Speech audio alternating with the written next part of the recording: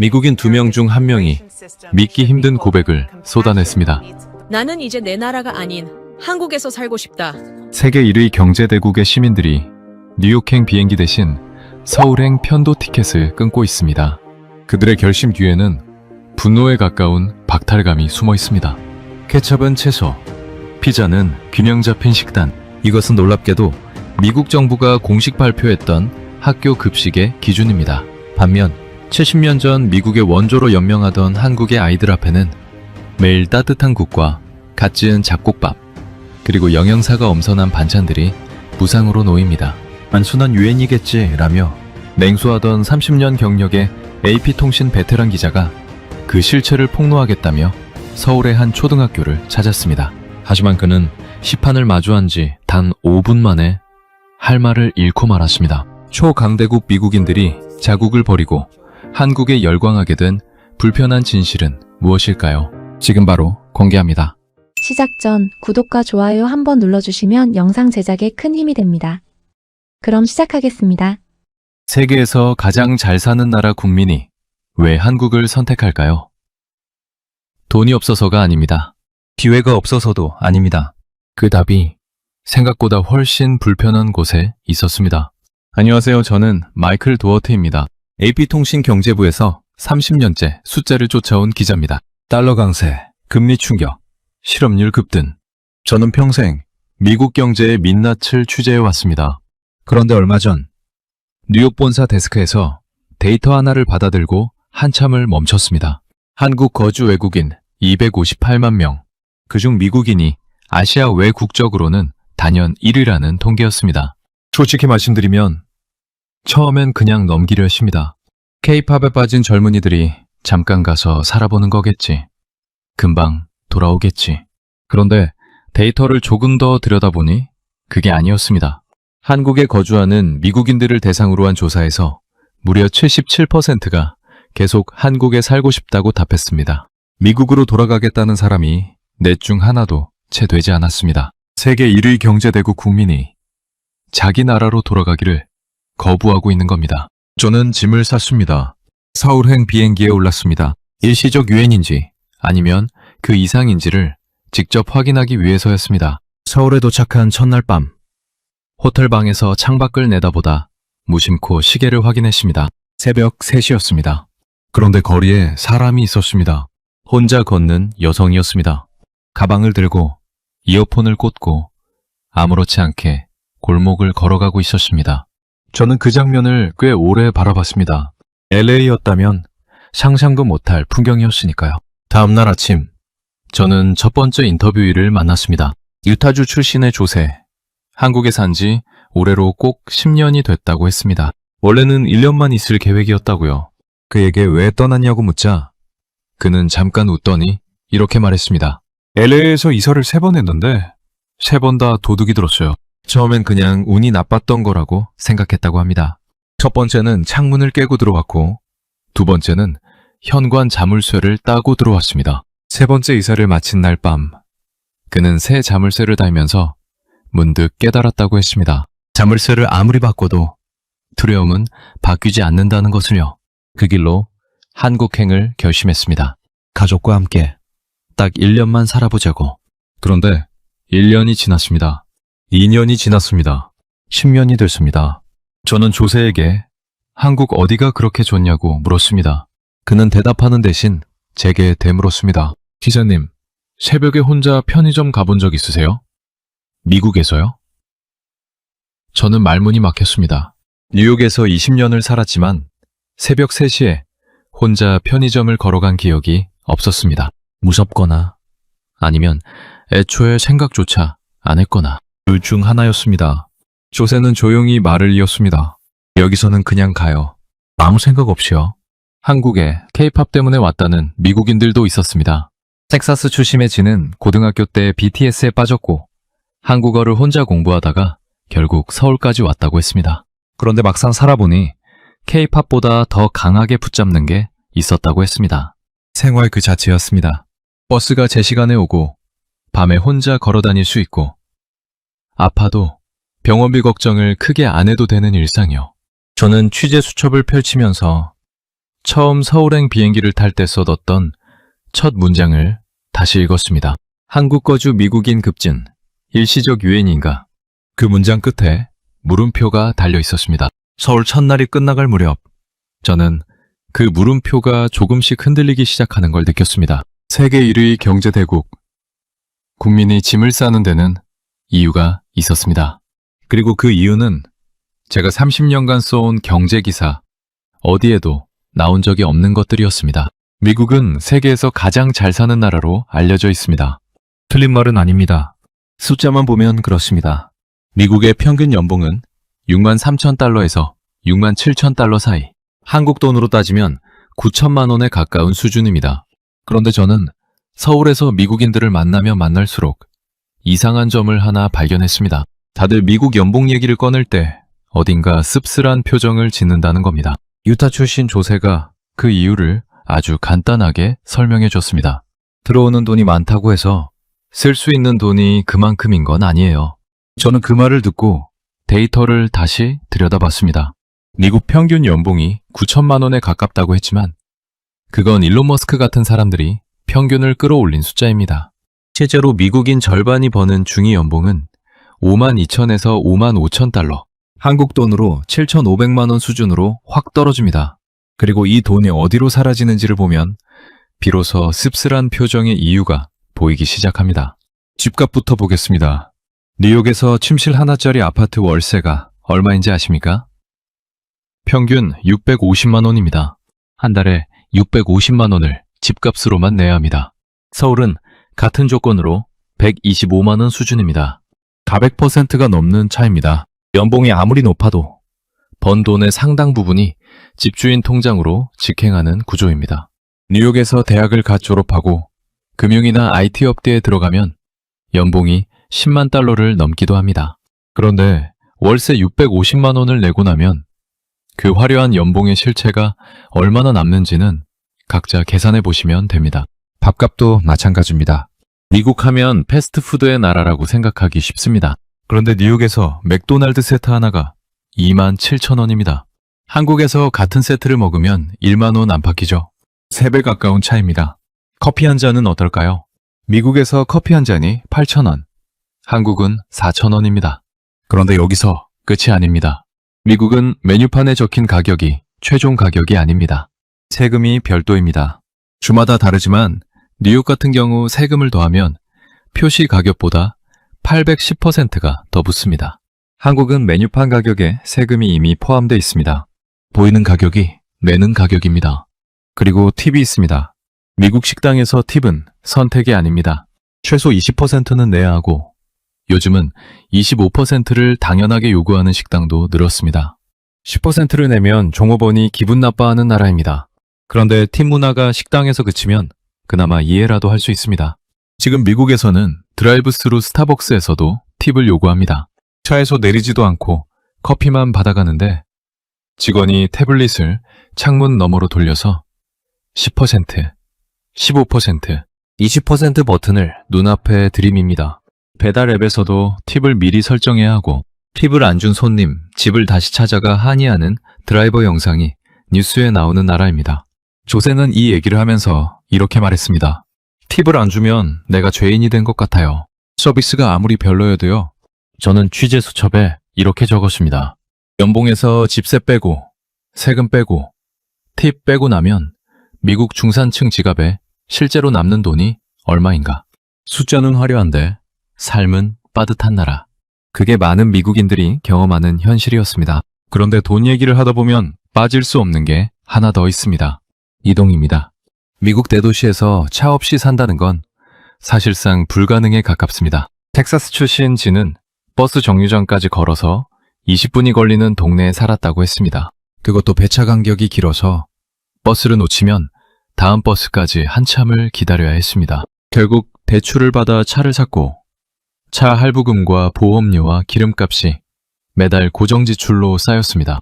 차가 없으면 생활이 안 되고 차를 사면 돈이 없어지는 구조입니다. 서울 지하철을 처음 탔을 때 진은 한참 말이 없었다고 했습니다. 기본 요금이 1,400원, 미국 지하철의 10분의 1 수준입니다. 그런데 가격보다 더 놀란 건 따로 있었습니다. 스크린 도어였습니다. 승강장 끝에서 끝까지 유리벽이 쳐져 있고 열차가 정확히 도어 앞에 서면 문이 열립니다. 미국 지하철 승강장에는 그런 게 없습니다. 선로와 승강장 사이에 아무것도 없습니다. 매년 승강장에서 선로로 떨어지는 사고가 발생하고 그중 목숨을 잃는 경우도 나옵니다. 뉴욕 지하철 화장실은 들어가기가 무서울 정도고 늦은 시간엔 승강장 자체가 위험합니다. 지는 이렇게 말했습니다. 한국 지하철 타고 나서 미국 지하철이 지하철이었나 싶었어요. 택시도 그렇습니다. 뉴욕에서 택시를 타면 기본 요금부터 심상치 않고 조금만 막히면 요금이 껑충 뜁니다. 서울 택시는 기본 요금도 낮고 어지간한 거리는 미국의 절반도 안 나옵니다. 조세의 부모님이 한국을 처음 방문했을 때 택시를 타고 나서 이렇게 말했다고 합니다. 이 나라 택시는 탈만하네. 저는 서울 취재 이틀째 저녁 숙소로 돌아오는 지하철 안에서 취재 수첩을 다시 펼쳤습니다. 미국은 연봉이 높습니다. 그런데 집값이 높고 밥값이 높고 팁을 내야 하고 세금이 따로 붙고 차가 없으면 생활이 안 됩니다. 한국은 연봉이 낮습니다. 그런데 집값이 낮고 밥값이 낮고 팁이 없고 세금이 이미 포함돼 있고 지하철 한 장으로 도시 전체를 누빌 수 있습니다. 어느 쪽이 실제로 더 여유로운 삶인지는 이제 그렇게 자명한 질문이 아니었습니다. 조세의 말이 다시 머릿속에 맴돌았습니다. 들어오는 돈이 많다고 해서 쓸 수 있는 돈이 그만큼인 건 아니라고. 저는 그 문장 옆에 별표를 하나 쳤습니다. 취재 사흘째 되던 날, 저는 숙소 책상에 앉아 미국 급식 관련 자료들을 펼쳐놓았습니다. 한국에 사는 미국인들이 하나같이 생활 얘기를 할 때 급식 이야기를 꺼내는 게 마음에 걸렸기 때문입니다. 처음엔 그냥 향수 어린 불평 정도로 들었습니다. 그런데 자료를 들여다보면 들여다볼수록 이건 불평이 아니라 고발에 가깝다는 생각이 들기 시작했습니다. 미국 공립학교 급식 메뉴 사진이 있었습니다. 런치볼이라고 불리는 메뉴였습니다. 작은 플라스틱 용기 안에 핫도그 하나와 치즈 한 조각이 담겨 있었습니다. 이게 초등학교 점심이었습니다. 그 옆에는 피자 한 조각과 감자튀김이 놓인 트레이 사진도 있었습니다. 텍사스 출신 지가 이 사진을 보더니 이렇게 말했습니다. 저 피자, 저 금요일마다 기다렸어요. 그게 제일 맛있는 날이었거든요. 그 말이 웃기면서도 마음 한구석을 건드렸습니다. 그런데 진짜 충격은 그 다음이었습니다. 미국 연방정부가 공식적으로 인정한 급식 기준을 보는 순간 저는 잠깐 자료를 내려놓아야 했습니다. 케첩이 야채로 분류되어 있었습니다. 토마토에서 나온 거니까 야채라는 논리였습니다. 거기서 끝이 아니었습니다. 피자는 곡물, 단백질, 채소가 결합된 균형식품으로 공식 인정을 받았습니다. 도우가 곡물이고 치즈가 단백질이고 토마토 소스가 채소라는 겁니다. 이 기준대로라면 미국 아이들은 피자를 먹으면서 균형 잡힌 식사를 한 셈입니다. 저는 30년간 경제 기사를 써왔습니다. 숫자로 현실을 포장하는 방식에는 이골이 났다고 생각했습니다. 그런데 케첩이 야채가 되고 피자가 균형식이 되는 나라의 논리 앞에서는 잠시 말문이 막혔습니다. 이건 통계 왜곡이 아니라 상식의 왜곡이었습니다. 어떻게 이 지경이 됐는지 들여다봤습니다. 1990년대로 거슬러 올라갑니다. 당시 미국 정부는 학교 급식 예산을 무려 20억 달러 삭감했습니다. 한국 돈으로 2조 7천억 원에 가까운 금액입니다. 예산이 줄자 영양보다 단가가 기준이 됐습니다. 싸고 오래 보관되고 아이들이 잘 먹는 것. 그 조건을 동시에 충족하는 게 피자와 햄버거와 감자튀김이었습니다. 그렇게 한 세대의 입맛이 결정됐습니다. 그리고 얼마 전 트럼프 행정부가 또다시 급식 예산 삭감을 발표했습니다. 이미 케첩과 감자튀김이 사실상 야채로 인정받는 구조에서 예산이 더 줄면 어떤 일이 벌어질지는 굳이 설명하지 않아도 될 것 같습니다. 저는 미국에서 함께 활동하는 동료 기자에게 전화를 걸어서 현지 학부모 반응을 물어봤습니다. 돌아온 대답은 예상보다 더 씁쓸했습니다. 대부분의 부모들이 이렇게 말한다고 했습니다. 싫으면 도시락을 샤워하면 되지 않느냐고. 선택은 개인의 몫이라고. 미국이 오랫동안 품어온 개인주의적 사고방식이 아이들 밥상에도 그대로 작동하고 있었습니다. 국가가 아이들 밥상을 책임져야 한다는 개념 자체가 낯선 나라였습니다. 그 결과는 숫자로 나타납니다. 미국 20대에서 30대를 대상으로 한 조사에서 하루에 과자를 3봉지 이상 먹는다고 답한 비율이 70%에 달했습니다. 하루 3봉지입니다. 그리고 2010년 기준으로 미국 고등학생 중 상당수가 비만 판정을 받았고 그 비율은 지금도 계속 오르고 있습니다. 어릴 때 굳어버린 입맛이 평생을 따라다니고 있는 겁니다. 지가 이런 말을 했습니다. 저 한국 와서 처음으로 매일 따뜻한 밥을 먹었어요. 이상하게 들리겠지만 그게 진짜였어요. 이상하게 들리지 않았습니다. 오히려 그 말이 오래 남았습니다. 저는 자료를 덮으면서 문득 궁금해졌습니다. 한국 아이들은 학교에서 뭘 먹을까? 취재 방향이 자연스럽게 그쪽으로 기울었습니다. 케첩이 야채가 되는 나라의 기자가 그 반대편을 들여다보기 시작한 순간이었습니다. 미국이 손을 놓고 있었던 건 아닙니다. 한 번은 진지하게 바꾸려 했습니다. 2010년 버락 오바마 행정부 시절이었습니다. 미셸 오바마 여사가 직접 나섰습니다. Let's move. 함께 움직이자는 캠페인이었습니다. 아이들의 비만율을 낮추고 학교 급식을 바꾸자는 취지였습니다. 퍼스트레이디가 직접 텃밭을 가꾸고 학교 식단에 채소를 늘리고 칼로리 기준을 강화하는 정책이 뒤따랐습니다. 언론은 환호했습니다. 드디어 미국이 바뀌나 싶었습니다. 결과는 달랐습니다. 저는 당시 캠페인 실무에 참여했던 전직 농무부 관계자와 전화 통화를 했습니다. 그는 한참 뜸을 들이다가 이렇게 말했습니다. 습관은 정책보다 강했습니다. 채소를 급식 트레이에 올려놓자 아이들은 먹지 않았습니다. 칼로리를 줄이자 아이들은 배고프다며 학교 밖 패스트푸드점으로 나갔습니다. 점심시간에 차를 몰고 학교 밖으로 나가는 고등학생들을 막을 방법이 없었습니다. 어차피 입학할 때부터 차를 타고 오는 나라니까요. 건강한 식단을 강제하려 하자 학부모들 사이에서 정부 개입이라는 반발이 터져 나왔습니다. 내 아이 밥상에 정부가 왜 끼어드느냐는 논리였습니다. 미셸 오바마의 캠페인은 결국 흐지부지 됐습니다. 칼로리 기준은 완화됐고 채소 비중은 도로 줄었습니다. 그리고 트럼프 행정부가 들어서면서 관련 예산이 다시 삭감됐습니다. 10년 가까운 노력이 제자리로 돌아오는 데는 그리 오랜 시간이 걸리지 않았습니다. 저는 이 흐름을 추적하면서 한 가지 질문이 계속 머릿속을 맴돌았습니다. 왜 안 됐을까? 예산이 부족해서였을까요? 의지가 부족해서였을까요? 전직 관계자는 전화 말미에 이런 말을 덧붙였습니다. 사실 가장 큰 문제는 너무 늦었다는 겁니다. 입맛은 어릴 때 만들어집니다. 초등학교 저학년이 되기 전에 이미 결정돼요. 그때를 놓치면 정책으로는 못 바꿉니다. 그 말이 오래 남았습니다. 입맛은 어릴 때 만들어진다. 당연한 말 같지만 그 당연한 사실 앞에서 미국은 수십 년간 다른 방향을 보고 있었습니다. 아이들 손에 핫도그와 감자튀김을 쥐어주면서 나중에 커서 채소를 먹으라고 할 수는 없는 노릇이었습니다.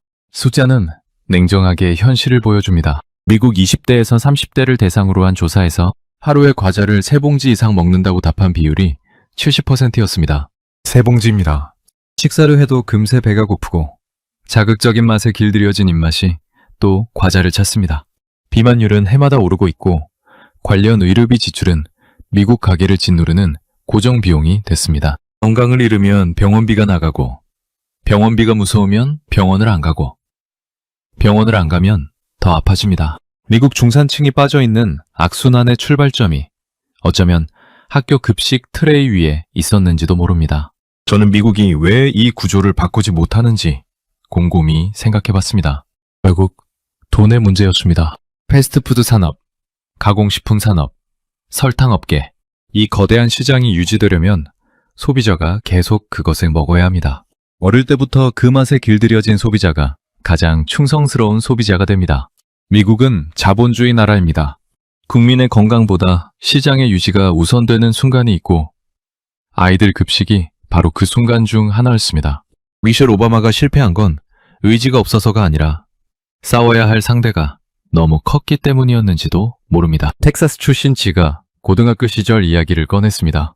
급식 개선 얘기가 나왔을 때 학생들 반응이 어땠냐고 물었더니 그는 피식 웃으며 이렇게 말했습니다. 솔직히 저도 반대했어요. 갑자기 왜 맛없는 걸 먹으라고 하냐고요? 지금 생각하면 부끄럽지만 그 웃음 뒤에 남은 표정이 마음에 걸렸습니다. 부끄러움인지 안타까움인지 구분이 잘 되지 않았습니다. 저는 자료를 정리하면서 한국 무상급식에 관한 기사 하나를 열어봤습니다. 제한된 예산 안에서 국, 나물 반찬, 잡곡밥으로 구성된 식단이 매일 아이들 앞에 놓인다고 했습니다. 무상으로 미셸 오바마가 10년을 싸워도 바꾸지 못한 것에 이 나라는 어떻게 해내고 있는 걸까요? 다음 날 아침, 저는 서울의 한 초등학교로 향했습니다. 서울 시내 한 초등학교 앞에 도착한 건 오전 11시였습니다. 점심급식이 시작되기 1시간 전이었습니다. 학교 관계자의 안내를 받아 급식실로 들어서는데 복도에서부터 냄새가 났습니다. 묵 끓이는 냄새였습니다. 된장인지 미역인지 정확히는 몰랐지만 따뜻하고 깊은 냄새였습니다. 저는 그 냄새를 맡으면서 잠깐 멈췄습니다. 미국 학교 급식실에서는 맡아본 적 없는 냄새였습니다. 급식실 안으로 들어서자 조리 담당 선생님들이 분주하게 움직이고 있었습니다.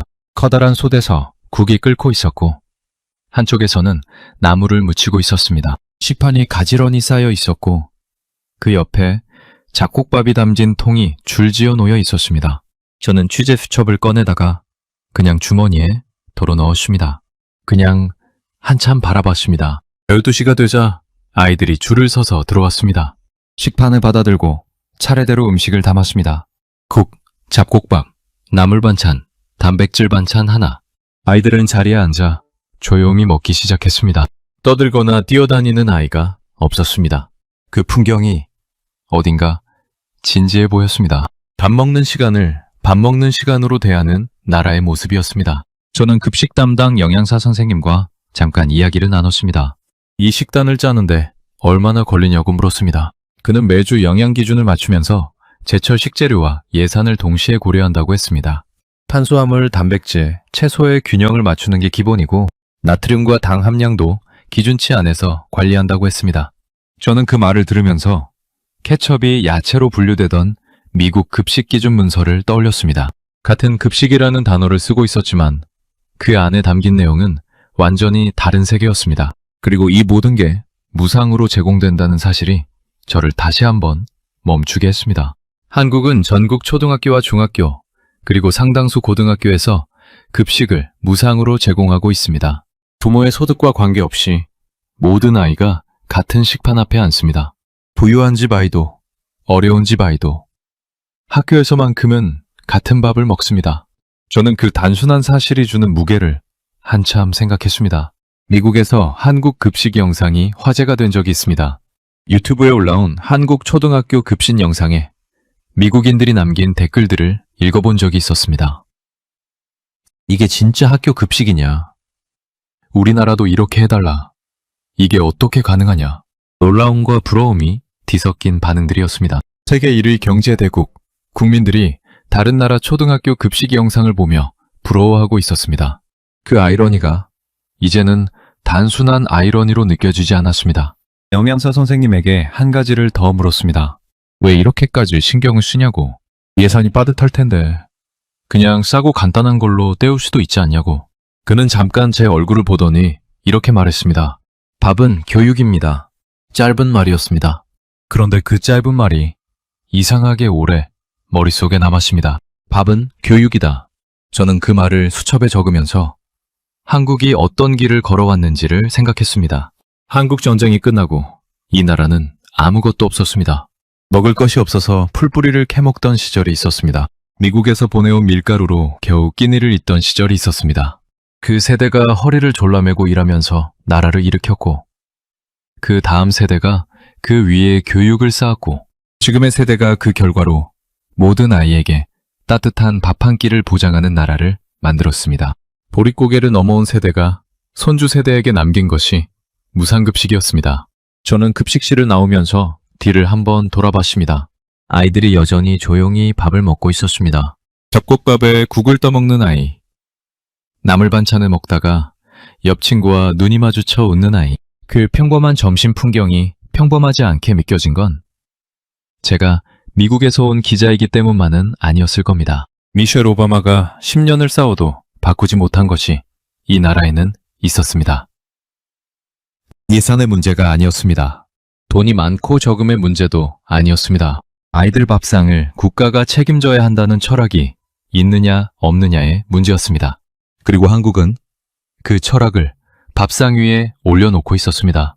매일 조용히 당연하게 서울 취재 닷새째 되던 날 저녁 한국에 사는 미국인 커뮤니티 모임에 참석했습니다.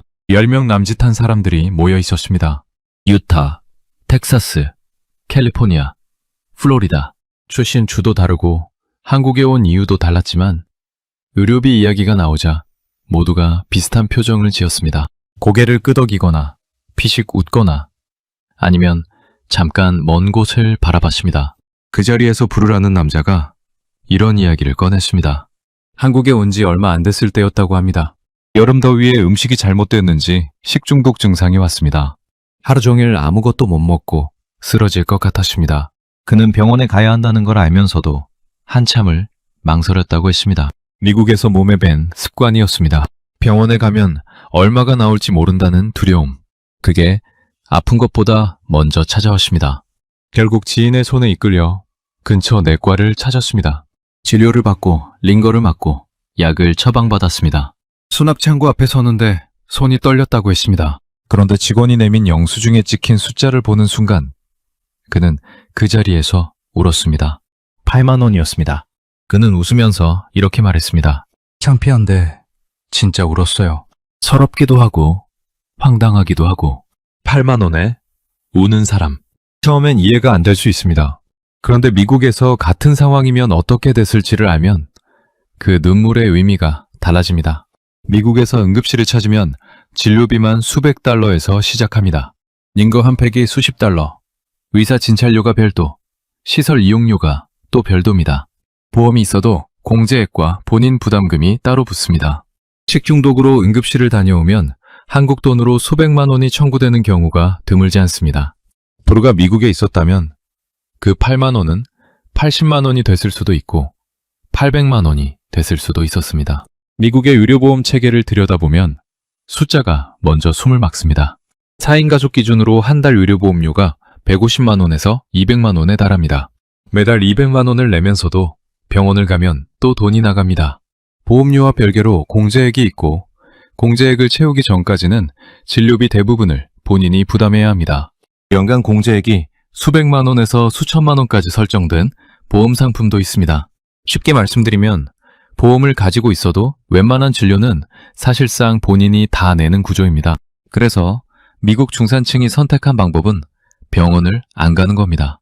두통이 오면 참습니다. 허리가 아프면 파스를 붙입니다. 열이 나면 약국에서 해열제를 사다 먹습니다. 정말 심각해질 때까지 버팁니다. 조세는 이런 말을 했습니다. 미국 있을 때는 아프면 일단 얼마 나올지부터 생각했어요. 여기 와서 처음으로 아프면 그냥 병원 가면 된다고 생각하게 되셔요. 아프면 병원에 간다. 너무나 당연한 이 말이 미국에서는 당연하지 않은 나라였습니다. 한국의 건강보험 체계는 다릅니다. 직장인이든 자영업자든 소득에 따라 보험료를 내고 그 보험 하나로 대부분의 진료를 감당합니다. 국내 내과를 가도 큰 병원을 가도 본인 부담금은 제한적입니다. 암이나 중증 질환의 경우 본인 부담률이 더 낮아집니다. 나라가 아픈 사람 편에 서 있는 구조입니다. 부르가 8만 원짜리 영수증을 받아들고 울었던 건 그 구조를 처음으로 몸으로 경험했기 때문이었습니다. 저는 이 취재를 하면서 한 가지 장면이 자꾸 머릿속에 떠올랐습니다. 미국 어느 도시의 병원 응급실 앞에서 청구서를 받아들고 망연자실하게 서 있는 사람들의 모습입니다. 뉴스에서 본 장면이 아닙니다. 제가 직접 목격한 장면들입니다. 보험이 있는 사람도 없는 사람도 그 앞에서는 표정이 비슷했습니다. 두려움과 체념이 뒤섞인 얼굴이었습니다. 한국에서는 그 표정을 보기가 어렵습니다. 적어도 병원비 때문에 그 표정을 짓는 사람은 드뭅니다. 아프면 병원에 가고 병원에 가면 치료를 받고 치료를 받으면 감당할 수 있는 금액을 냅니다. 그 단순한 흐름이 이 나라에서는 작동하고 있었습니다. 모임이 끝나고 숙소로 돌아오는 길에 부르가 한마디를 더했습니다. 저 그날 8만 원 영수증 사진 찍어서 미국 가족한테 보냈어요. 가족들이 못 믿겠다고 했어요. 저는 그 말을 들으면서 수첩에 한 문장을 적었습니다. 건강할 권리가 어느 나라에 더 가까이 있는가? 그 답이 이제는 그렇게 어렵지 않았습니다. 취재 일주일째 되던 날 아침, 저는 숙소 책상에 처음 서울에 올 때 챙겨온 자료 묶음을 다시 펼쳤습니다. 뉴욕 본사에서 받아든 그 데이터였습니다. 한국 거주 미국인 대상 설문조사. 한국에 계속 살고 싶냐는 질문에 77%가 그렇다고 답했습니다. 처음 이 숫자를 봤을 때는 그냥 숫자였습니다. 일주일이 지난 지금 이 숫자는 얼굴이 생겼습니다. LA에서 이사를 3번 했고 3번 모두 도둑이 들었던 조세의 얼굴이 떠올랐습니다. 새 자물쇠를 달 때마다 두려움은 바뀌지 않는다는 걸 깨달았다던 그 남자가 서울에서 10년째 살고 있었습니다. 식중독으로 한국 병원을 찾았다가 8만 원짜리 영수증 앞에서 울었던 불우의 얼굴도 떠올랐습니다. 미국 가족에게 사진을 찍어 보냈더니 못 믿겠다고 했다던 그 장면도요. K-팝에 이끌려왔다가 막상 붙잡힌 건 생활 그 자체였다던 지의 말도 생각났습니다. 버스 정류장까지 20분을 걸어야 했던 텍사스에서 지하철 한 장으로 도시 전체를 누비는 서울로 온 사람이었습니다. 유배막 아졌다. 이 숫자가 만들어진 건 거창한 이유 때문이 아니었습니다. 새벽 3시에 혼자 편의점을 걸어갈 수 있다는 것, 아프면 병원비 걱정 없이 병원에 갈 수 있다는 것, 지하철이 제 시간에 오고 스크린 도어가 있고 화장실이 깨끗하다는 것, 밥 한 끼를 먹어도 팁 걱정 없이 메뉴판에 적힌 가격만 내면 된다는 것, 그리고 학교에 가면 아이들 앞에 따뜻한 국과 잡곡밥이 놓인다는 것, 이 작은 것들이 쌓여서 77%가 됐습니다. 저는 이 숫자를 들여다보면서 한 가지를 더 생각했습니다. 이것들을 만든 사람들에 대해서였습니다. 지금 서울 지하철을 타는 미국인들이 당연하게 여기는 스크린도어가 처음부터 거기 있었던 건 아닙니다. 지금 초등학교 급식실에서 아이들 앞에 놓이는 따뜻한 국이 처음부터 무상으로 제공됐던 건 아닙니다. 전쟁이 끝나고 아무것도 없던 땅에서 허리를 졸라매고 공장을 돌리고 논밭을 일구던 세대가 있었습니다. 그 세대가 쌓아 올린 것들이 지금 이 나라의 일상이 됐고 세계 1위 경제대국, 국민들이 그 일상을 선택하고 있었습니다. 참조 스크립트에서 읽었던 문장 하나가 떠올랐습니다. 1950년대 미국에서 보내온 밀가루로 끼미를 잇던 나라가 70년이 지난 지금 다른 나라 아이들에게 쌀 재배 기술을 선물하고 있다는 내용이었습니다. 원조를 받던 나라가 원조를 주는 나라가 됐다는 것. 저는 그 흐름이 급식실에도 지하철에도 병원에도 똑같이 흐르고 있다는 걸 이제는 알 것 같았습니다. 없던 것을 만들어낸 세대의 땀이 지금 이 나라의 일상 곳곳에 스며 있었습니다. 한국에 사는 미국인들이 공통적으로 하는 말이 있었습니다. 처음엔 1년만 있을 생각이었다고. 그런데 살다 보니 떠나기가 싫어졌다고. 조세도 그랬고 지도 그랬고 부르도 그랬습니다. 이 말이 반복될수록 저는 이게 한국이 특별히 대단한 나라여서가 아니라는 생각이 들었습니다. 살아가는데 필요한 것들이 제자리에 있는 나라였기 때문이었습니다. 안전하게 걸어 다닐 수 있는 거리, 아프면 갈 수 있는 병원, 아이들 앞에 놓이는 따뜻한 밥 한 끼. 특별한 게 아니라 당연해야 하는 것들이 실제로 당연한 나라. 그게 77%를 만든 이유였습니다. 저는 수첩을 덮으면서 처음 서울행 비행기에서 써둔 문장을 다시 떠올렸습니다. 한국 거주 미국인 급진, 일시적 유행인가. 그 물음표가 이제는 완전히 사라져 있었습니다. 서울에서의 마지막 날 밤이었습니다. 저는 숙소 창가에 앉아 노트북을 열었습니다. 뉴욕 본사에 보내기로 한 기사 초고가 화면에 떠 있었습니다. 일주일 전 서울행 비행기를 타기 직전에 써두었던 첫 문장이었습니다. 한국 거주 미국인 급진, 일시적 유행인가. 저는 그 문장을 한참 바라봤습니다. 그리고 삭제 버튼을 눌렀습니다. 일주일 동안 만난 얼굴들이 하나씩 떠올랐습니다. 3번 이사하면서 3번 도둑을 맞고도 한국에 10년째 살고 있는 조세. 8만 원짜리 영수증 앞에서 눈물을 흘렸던 부르. K-팝 때문에 왔다가 지하철과 병원과 밥 한 끼에 붙잡혀버린 지 새벽 3시에 혼자 골목을 걷던 여성. 급식실에서 조용히 잡곡밥을 먹던 아이들.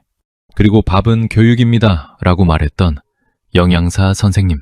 저는 새 문장을 치기 시작했습니다. 세계 1위 경제대국의 국민이 한국을 선택하는 이유는 숫자로 잡히지 않는 곳에 있었다. GDP는 한 나라의 크기를 말해줍니다. 평균 연봉은 숫자의 높이를 말해줍니다. 그런데 삶의 질은 다른 곳에 있었습니다. 새벽에 혼자 걸어 다닐 수 있는 거리에 있었고, 아프면 망설임 없이 들어갈 수 있는 병원 문 앞에 있었고, 아이들 앞에 매일 놓이는 따뜻한 식판 위에 있었습니다. 팁 없이 메뉴판 가격만 내고 나오는 식당에 있었고, 제 시간에 오는 지하철과 그 지하철을 타고 안심하고 귀가하는 밤길에 있었습니다. 저는 30년간 경제기사를 썼습니다. 달러 환율, 금리, 실업률, 무역수지. 숫자가 세상을 설명한다고 믿었습니다. 그는 믿음은 아니었습니다. 그런데 서울에서 일주일을 보내고 나서 숫자가 설명하지 못하는 것들이 있다는 걸 다시 배웠습니다. 사람이 어디서 살고 싶은가? 어디서 아이를 키우고 싶은가? 어디서 늙어가고 싶은가? 그 답은 GDP표에 없었습니다. 미국은 세계에서 가장 부유한 나라입니다. 그 사실은 변하지 않습니다. 그런데 부유한 나라의 국민이 더 작고 더 덜 알려진 나라를 선택하고 있다면 우리는 부유함이라는 단어의 뜻을 다시 생각해 봐야 할지도 모릅니다. 연봉이 높은 것과 잘 사는 것이 같은 말이 아닐 수 있다는 것을 조세와 부르와지가 각자의 방식으로 이미 알고 있었습니다. 저는 기사를 마무리하면서 창밖을 바라봤습니다. 서울의 밤이었습니다. 저 멀리 불빛들이 고르게 퍼져 있었습니다. 화려하지 않았습니다. 그냥 조용하고 안정된 빛이었습니다. 어딘가 사람이 살고 있다는 느낌. 그 사람들이 오늘 밤을 무사히 보내고 있다는 느낌이 드는 빛이었습니다. 저는 마지막 문단을 썼습니다. 한국은 세계가 놀랄 만한 무언가를 만들어냈다. 화려한 선언이나 거창한 구호 없이 살아가는 데 필요한 것들을 제자리에 놓는 일을 오랫동안 해왔다. 그리고 그 오랜 시간의 무게가 지금 이 나라의 일상이 됐다. 세계 1위 경제대국의 국민들이 짐을 싸는 이유를 찾으러 왔다가 나는 전혀 다른 질문 앞에 서게 됐다. 잘 산다는 것은 무엇인가? 노트북을 덮었습니다. 서울의 밤은 조용했습니다. 새벽 3시가 다 되어가는 시간이었지만 창밖 골목에는 불빛이 있었고 사람이 있었습니다. 아무렇지 않게 그냥 걸어가는 사람들이었습니다. 저는 그 풍경을 한참 바라보다가 눈을 감았습니다. 여러분, 오늘의 이야기는 여기까지입니다. 세계 1위 경제대국, 국민이 한국을 선택한다는 것. 처음엔 그냥 신기한 통계처럼 들릴 수 있습니다. 그런데 그 안에는 이 나라를 만들어 온 모든 세대의 땀이 담겨 있었습니다. 아무것도 없던 땅에서 시작해서 아이들 밥상을 국가가 책임지고 새벽 골목이 안전하고 아파도 병원 문을 두드릴 수 있는 나라를 만들어낸 겁니다. 그게 바로 대한민국입니다. 여러분은 어떻게 생각하시나요? 댓글에 대한민국 최고 한마디만 남겨주세요. 감사합니다.